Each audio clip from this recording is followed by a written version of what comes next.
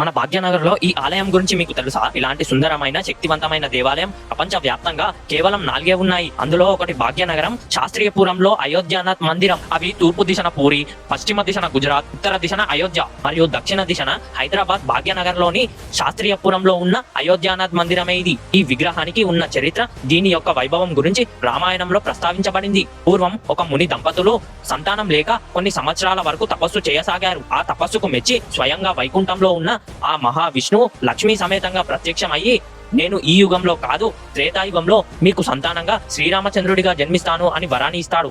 అప్పుడు ఆ ముని దంపతులు, స్వామి, వచ్చే యుగం వరకు మేము ఉండము కదా, మాకు వేరే జన్మంటూ ఉంటుంది కదా, కాబట్టి స్వామి మాకు ఇప్పుడే మీ దివ్య అవతారాన్ని చూయించండి అని వేడుకుంటారు. అప్పుడు ఆ భూమి మీద శ్రీరాముడిగా అవతరించక ముందే దివ్య అవతారాన్ని దర్శించుకుంటారు ఆ ముని దంపతులు.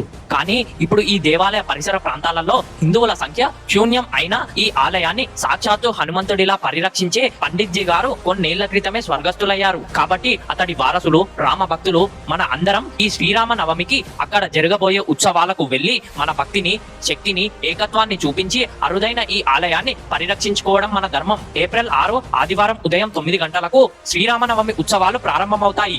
ఈ ఆలయం జూ పార్క్ మరియు ఆరంగర్ ప్రాంతానికి దగ్గరగా ఉంటుంది. ఈ ఆలయంలో 1 కాదు 2 కాదు, ఒకే ఏకశీల విగ్రహంపై 40 పైచిలుకు మూర్తులు ఉంటాయి.